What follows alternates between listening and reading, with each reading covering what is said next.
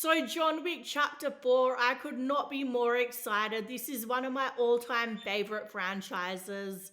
So sorry about the horrible setup. The visual audio is awful. I know I'm not in my house right now, so I'm just making do with what I have. But I really wanted to jump on and talk about John Wick Chapter 4 because I just think that the dedication that Keanu Reeves showed to bringing the role of John Wick to life really paid off because you can see on YouTube like behind the scenes videos of Keanu, I can never say his name. You can see him training and he puts in like hundreds of hours into perfecting his movements with the guns and everything. You can see on screen he really looks like he knows what he's doing in the action scenes, and there's a lot of action movies where it just does not look that good, and a large part of that is because of Keanu's just enormous patience, I suppose, in really studying his role and his craft and not just showing up and reading off lines. He really immerses himself into the role. Anyway, one thing I've always found really fascinating about the John Wick universe is how there's like this whole hierarchy of criminals and rules and regulations that seem even more strict than like the police and the government. And it's just really fascinating, like with the markers and everything and the high table. And I'm really interested to see into that storyline some more because they said to John Wick in the trailer, I'm not going to react to it because I had some problems trying to upload it. So unfortunately, we just have to talk about it like this today. But anyway, in the trailer, you can hear them say your family was part of the high table. So I don't know.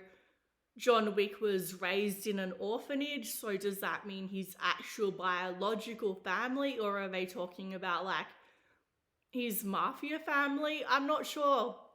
Let me know down below what your theories are. I would be really interested in hearing what you guys have to say about that. So I think that usually when we get to a franchise's fourth entry, it starts to go majorly downhill. But with this, I feel like, okay, chapter 3 did go down a little bit, but this looks like it's going to even be better than chapter 3.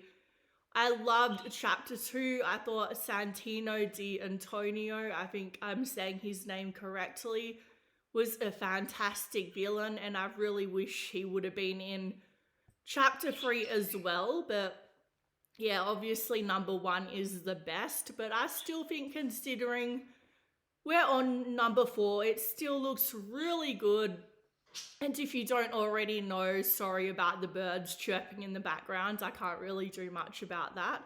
So if you don't already know, we're actually getting a spin-off movie called Ballerina starring Ana de Armas. And I think she is going to absolutely nail that role. I think she will be incredible. And we've got the Continental TV show. And this universe is just so large that it's fascinating as John Wick is as a character. The universe itself is so exciting that there's so many stories to tell in it. Anyway, we have a new character, Bill Skarsgård's character. I'm not sure what his character's name is. He's a mafia boss and he is working for the high table, or he's part of the high table, and that's really fascinating. I think Bill has grown so much as an actor from going to back when he first started acting and watching Hemlock Grove and seeing him portray like villains like Pennywise. He really has grown a lot as an actor, and he has this really good intensity. He brings that to every villain role, especially.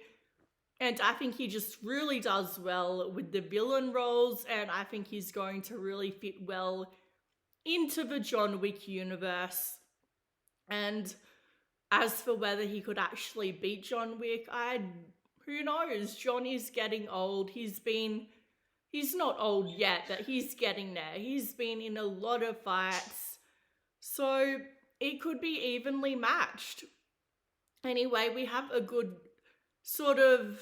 mix of new characters and then old returning characters like the Bowery King and Winston. So that's a really exciting mix.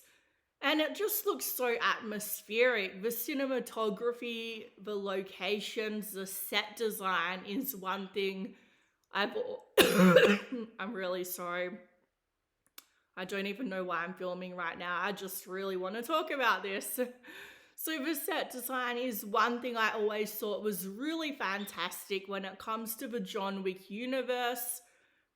Just the way that they have everything, like even when John, I think in chapter 2, goes to Italy to murder Santino's sister and he goes to get a suit and the suit is like this bulletproof suit and just everything, is so elegant, so classy. And I feel like there's a lot of heart in the John Wick movies. It's not just a matter of style over substance. Like a lot of action movies, we actually have a lot of heart as well with the backstory of his wife. And one thing I've always wondered is, do you think that John's wife actually knew that he was an assassin, or was she completely in the dark about it? Let me know what you think down below. I'd really be curious to know what you guys think, what you thought of the trailer. Do you think it looks like it could be better than number 3? I think it looks like it's going to be better than number 3, like I said, but not as good as chapter 1 and 2. So if you could also subscribe, comment, all of that, that would be great. Thanks, guys.